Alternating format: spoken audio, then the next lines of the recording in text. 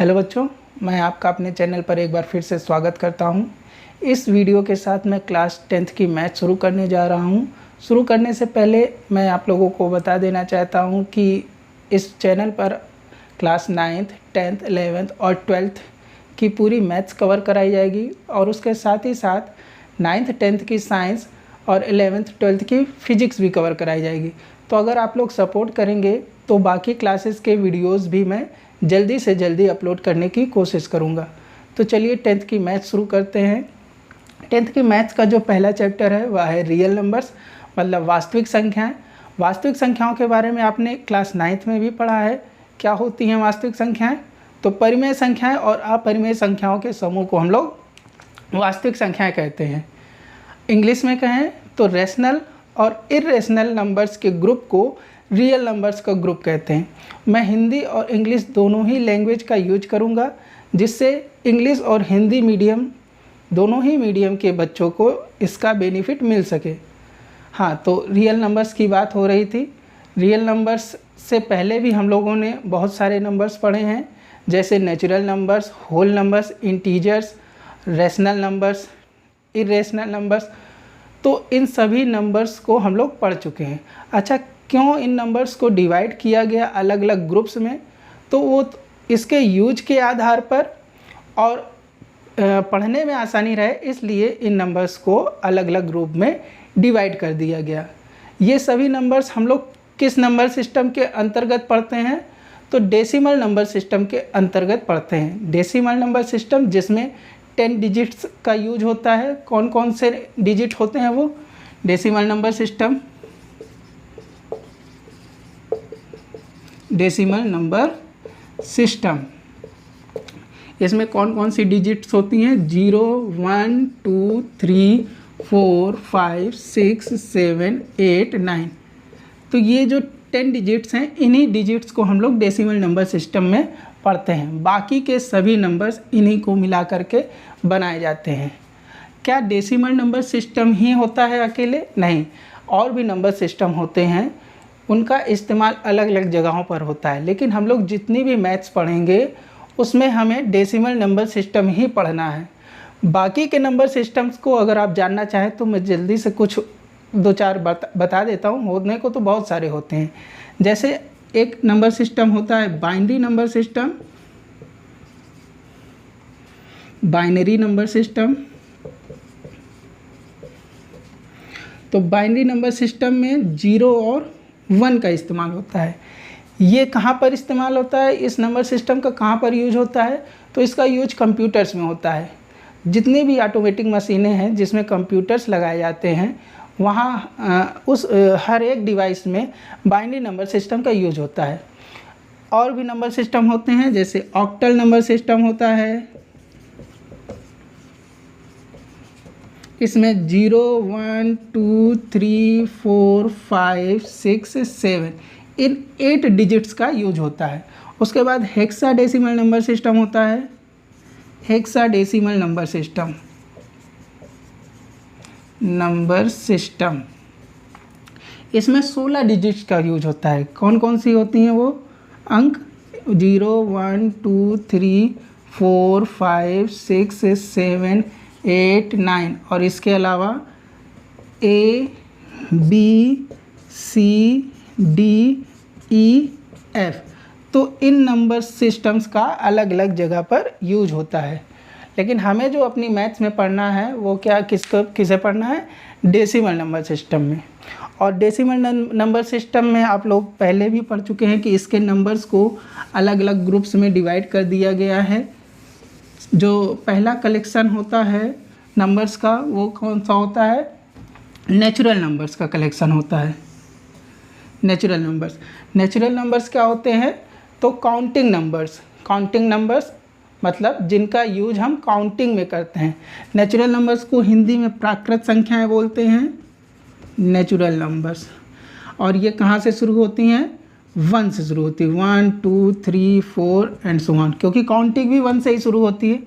और natural numbers के group में ही अगर हम 0 को भी ऐड कर दें तो ये जो ग्रुप है वो बन जाएगा किसका? होल नंबर्स का ग्रुप। ठीक है।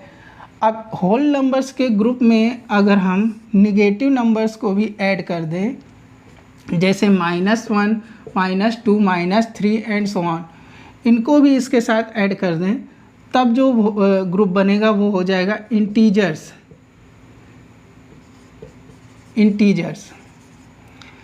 इंटीजर्स के ग्रुप में अगर हम फ्रैक्शनल नंबर्स भी ऐड कर दें, जैसे 1/2, 3/5, -1/2, तो अब जो ग्रुप बना है नंबर्स का उसे हम बोलते हैं रेशनल नंबर्स। रेशनल नंबर्स का ग्रुप बोलते हैं, ठीक है। ये सभी नंबर्स अब क्या कहलाते हैं? रेशनल नंबर्स भी कहलाने लगते हैं। अब रेशनल नंबर्स के अलावा अगर हम इनके साथ ही किसको रख दें? Irrational numbers.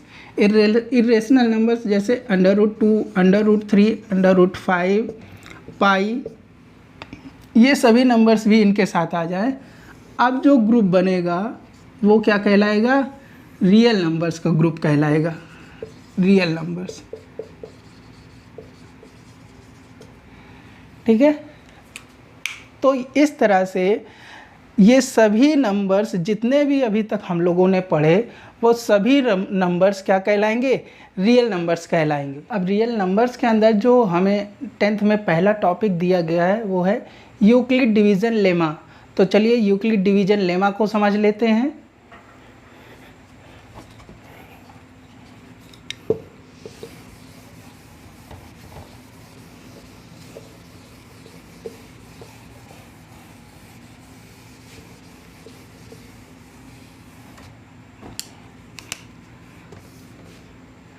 तो चलिए यूक्लिड डिवीज़न लेमा को समझ लेते हैं। यूक्लिड डिवीज़न लेमा,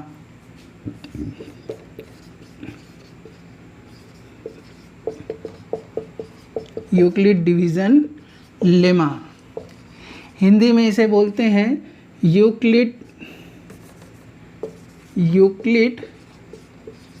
विभाजन प्रमेयिका। यूक्लिड विभाजन प्रमेयिका। तो देखिए पहले इस जो स्टेटमेंट है, ये जो टॉपिक है, इसमें 3 वर्ड्स आए हैं, यूक्लिड विभाजन प्रमेयिका, मतलब यूक्लिड डिवीज़न लेमा। तो यूक्लिड क्या है? तो यूक्लिड तो हो गया मैथमेटिशियन का नेम, जो गणितज्ञ थे जिन्होंने ये प्रमेयिका बनाई, उनका नाम हो गया यूक्लिड। विभाजन आप लोग जानते ही हैं, विभाजन मतलब भाग, या इंग्लिश में बोले तो डिवाइड। और ये कौन है? ये तो हैं गणितज्ञ, मतलब मैथमेटिशियन। और लेमा प्रमेयिका। अब प्रमेयिका या लेमा को समझते हैं कि आखिर ये क्या चीज़ है, क्योंकि ये जो वर्ड है ये हम लोग पहली बार सुन रहे हैं। अभी तक हम लोगों ने प्रमेय को सुना है लेकिन प्रमेयिका नहीं। तो क्या डिफरेंस होता है प्रमेय और प्रमेयिका में?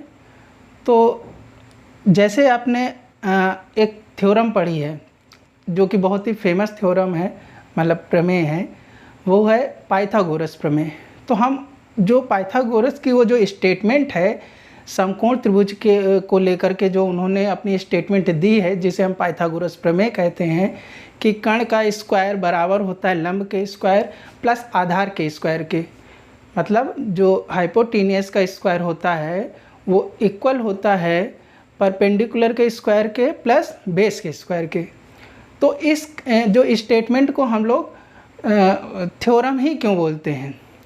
तो उसका रीज़न ये है कि जो पाइथागोरस ने ये जो स्टेटमेंट दी है वो किसी और टॉपिक से उन्होंने उठा करके नहीं दे दिया, मतलब कि किसी और थ्योरम का इस्तेमाल नहीं किया, किसी और स्टेटमेंट का इस्तेमाल नहीं किया अपनी इस बात को सिद्ध करने के लिए। बात समझ रहे हैं? मतलब पूरा बेस उन्होंने अपने खुद से तैयार किया, खुद ही ऑब्जर्व किया और फिर ये थ्योरम को उन्होंने प्रूव किया। अब प्रमेयिका किसे कहते हैं, लेमा किसे कहते हैं? तो लेमा होती है एक प्रूव्ड स्टेटमेंट की हेल्प से दूसरी स्टेटमेंट को प्रूव कर दिया जाए तो हम उसे लेमा कहते हैं, मतलब प्रमेयिका कहते हैं। मतलब पहले से सिद्ध की हुई प्रमेय से या पहले से सिद्ध किए हुए किसी कथन से हम लोग एक नया कथन सिद्ध कर दें तो हम अब जो नया कथन जो बना है उसे प्रमेय नहीं कहेंगे, उसे कहेंगे प्रमेयिका। ठीक है, तो चलिए इसके बारे में अच्छे से जानते हैं। तो इसमें जो यूक्लिड डिवीज़न लेमा है, इसमें मेन रोल किसका है? डिवीज़न का। तो डिवीज़न तो हम लोग सभी लोग जानते हैं, एक बार फिर से जान लेते हैं। जैसे दो नंबर्स में लेता हूँ, दो नंबर्स इक्वल भी ले सकते हैं और डिफरेंट भी ले सकते हैं। तो डिफरेंट लेते हैं पहले। मान लीजिए एक नंबर हमने 3 ले लिया और एक नंबर हमने 11 ले लिया। अब यहाँ पर 3 से 11 में डिवाइड करते हैं, 3 3 जा 9 और रिमाइंडर बचा 2। तो ये जो मैंने डिवीज़न किया इसमें एक रिलेशन होता है इनका, जो भी ये 3 है, 11 है और ये जो इधर 3 है और ये जो 2 है। अच्छा, इन्हें बोलते क्या हैं? तो जिससे हम लोग डिवाइड करते हैं, जिससे डिवाइड करते हैं उसे बोलते हैं डिवाइज़र, और जिसमें डिवाइड करते हैं उसे बोलते हैं डिविडेंड। और यहाँ पर क्या आता है? कोसेंट।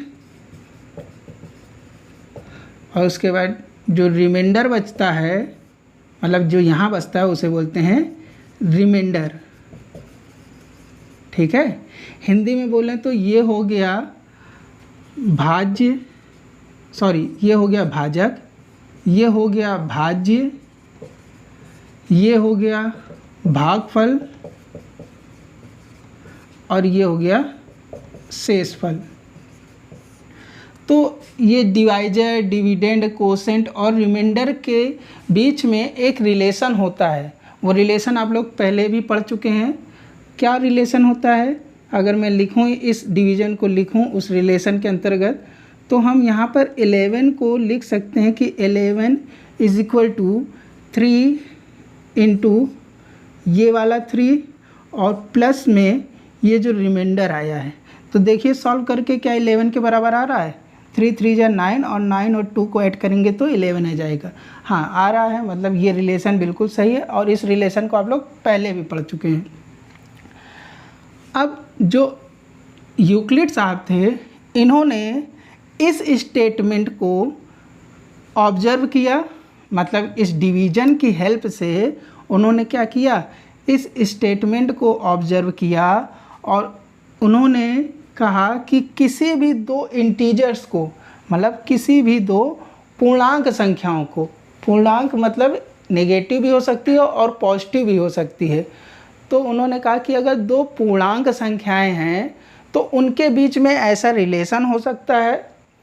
पहली बात उन्होंने यही कही कि अगर दो पूर्णांक संख्याएं हैं तो उनके बीच में ये एक रिलेशन हो सकता है। और उसके बाद उन्होंने रिमाइंडर के बारे में भी कुछ स्पेशल बात कही। तो पहले मैं इसे जनरलाइज कर देता हूँ, मतलब सभी के लिए अगर ये स्टेटमेंट लिखने चाहे तो क्या लिख सकते हैं? जैसे अगर दो नंबर्स में A और B ले लेता हूँ, तो यहाँ पर अगर हम देखें कि A, मान लें अगर A is greater than B है, तो हम लिख सकते हैं कि A is equal to B, और मान लीजिए डिवाइड किया गया, जब हम B से A में डिवाइड करते हैं,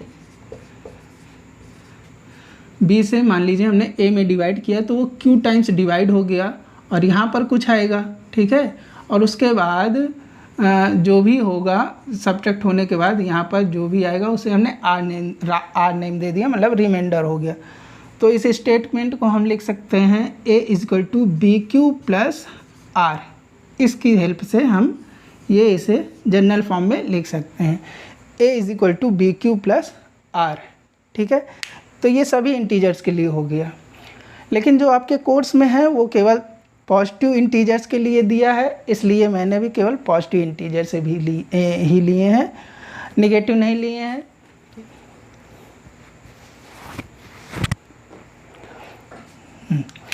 अब इसके आगे यूक्लिड साहब ने हमें बताया कि जैसे हम जब ये डिवाइड करते हैं तो ये दो नंबर्स लिया, कोई भी दो नंबर्स ले लेते हैं और भी ले लेते हैं। मान लीजिए एक नंबर मैंने 5 ले लिया और एक नंबर 14 ले लिया, तो 5 से 14 में डिवाइड करते हैं तो 5 2 जा 10 हो गया और यहाँ पर रिमाइंडर 4 बचा। यहाँ पर भी एक स्टेप के बाद डिवाइड स्टॉप हो गया और यहाँ पर भी एक स्टेप के बाद डिवाइड हो गया। तो ये जो डिवीज़न है वो कब स्टॉप हो जाता है, कब रुक जाता है? अब इसके आगे तो डिवाइड होगा नहीं, ना इसके आगे डिवाइड होगा। अगर डिवाइड होगा भी तो फिर डेसिमल में चला जाएगा, ये इंटीजर्स नहीं रह जाएंगे। तो उन्होंने बताया कि ये जो डिवीज़न है ये तब स्टॉप होता है जब रिमाइंडर क्या होता है, डिवाइजर से छोटा हो जाता है। रिमाइंडर क्या होता है, डिवाइजर से छोटा हो जाता है। जब तक रिमाइंडर डिवाइजर से छोटा नहीं होगा तब तक ये डिवीज़न स्टॉप नहीं होगा। एक बड़ा नंबर ले लेते हैं, मान लीजिए एक नंबर मैंने 6 ले लिया और दूसरा नंबर 129 ले लिया। तो 6 से 129 में डिवाइड करते हैं, 6 2 जा 12 हो गया, यहाँ कुछ नहीं बचा, 9 उतारा, 6 1 जा 6 हुआ, यहाँ रिमाइंडर 3 बचा। अब देखिए यहाँ पर रिमाइंडर 3 आ गया, मतलब 6 से छोटा आ गया, तो अब ये डिवीज़न स्टॉप हो गया। तो उन्होंने यूक्लिड साहब ने यही बताया कि ये जो डिवीज़न है इसमें एक तो ये रिलेशन होता है कि अगर दो इंटीजर्स हैं और उसमें दो डिफरेंट इंटीजर्स होने चाहिए, इक्वल होगा तो आर की वैल्यू 0 आ जाएगी। तो अगर दो डिफरेंट इंटीजर्स हैं जिसमें मान लीजिए ए और बी दो डिफरेंट इंटीजर्स हैं तो ए इज ग्रेटर देन बी है, तो यहाँ पर जो आर है उसकी वैल्यू क्या क्या हो सकती है, आर की वैल्यू 0 1 2 3 एंड सो ऑन, कहाँ तक, b-1 तक ये वैल्यू होगी। मतलब यहाँ पर देखिए ये 3 आया था तो ये रिमाइंडर, ये जो डिवीज़न है वो और कब मतलब स्टॉप हो जाता, अगर रिमाइंडर यहाँ पर 2 आता तब भी स्टॉप हो जाता, 1 आता तब भी स्टॉप होता और 0 आता तब भी स्टॉप हो जाता। मतलब अगर रिमाइंडर कुछ भी नहीं बचता तो 0 आ जाता। लेकिन अगर और क्या आ सकता था, 4 आता तब भी स्टॉप होता, 5 आता तब भी स्टॉप होता, अगर 6 आ जाता तब क्या होता, एक बार और डिवाइड होता और रिमाइंडर 0 आ जाता। तो यूक्लिड जी ने हमें ये बताया कि अगर दो डिफरेंट इंटीजर्स हैं और उनके बीच में डिवीज़न किया जाए, मतलब छोटे वाले नंबर से बड़े वाले में डिवाइड किया जाए, तो डिवीज़न कब स्टॉप होगा, जब रिमाइंडर डिवाइजर से छोटा हो जाएगा। तो उनके बेस पर ये स्टेटमेंट उन्होंने दी कि if two numbers like a and b where a is greater than b, मतलब दो पूर्णांक हैं, दो इंटीजर्स हैं a और b, जिसमें a जो है वो b से बड़ा है, तो हम अगर b से a में डिवाइड करें तो उनके बीच में कुछ इस तरह का रिलेशन हो जाएगा। क्या रिलेशन हो जाएगा कि a इज इक्वल टू हो जाएगा BQ प्लस R, जहाँ a क्या है, a तो है हमारा डिविडेंड जिसमें डिवाइड कर रहे हैं, और b क्या है, b है डिवाइज़र जिससे डिवाइड कर रहे हैं। q और r तो समझ में आ ही रहा है, q कोसेंट है और r क्या है, रिमाइंडर है। तो ये उन्होंने एक स्टेटमेंट हमें बताई और उसके साथ ही उन्होंने एक और बताई हमें कि जो रिमाइंडर है मतलब r जो है वो क्या क्या हो सकता है, 0 1 2 3 एंड सो ऑन, कब कहाँ तक हो सकता है ये, b-1 तक, मतलब डिवाइजर से हमेशा एक छोटा रहेगा। तो इस बात को हम एक और तरीके से भी लिख सकते हैं, क्या कि जो r है वो या तो 0 के बराबर होगा या 0 से बड़ा होगा। मतलब ये वाले सिंबल का इस्तेमाल कर सकते हैं हम, ये क्या है, r इज ग्रेटर देन और इक्वल टू 0, ये और आगे इधर लेस देन b, मतलब r की वैल्यू क्या होगी, 0 के बराबर या 0 से बड़ी होगी, लेकिन b से हमेशा क्या रहेगी, छोटी रहेगी। अच्छा, ये जो सिंबल है ये ग्रेटर देन का सिंबल है, जिस तरफ मुंह खुला रहता है उधर बड़ा होता है, ठीक है। तो ये हो गया यूक्लिड डिवीज़न लेमा। तो ये स्टेटमेंट हमें यूक्लिड ने बताया अपने लेमा को प्रूव करके, और इसमें स्पेशल क्या है, तो स्पेशल है इसका यूज। उन्होंने इसका यूज कहाँ पर किया, उन्होंने इसका यूज नंबर्स का HCF फाइंड करने में किया। आगे अभी हम एक नया टॉपिक पढ़ेंगे इसी के अंदर, यूक्लिड डिवीज़न एल्गोरिथम।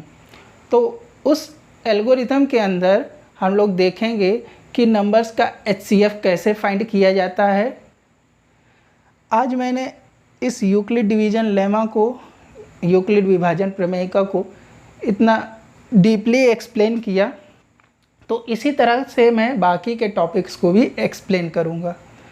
मिलते हैं नेक्स्ट वीडियो में। वीडियो पसंद आया हो तो लाइक और सब्सक्राइब करना ना भूलें। नमस्कार।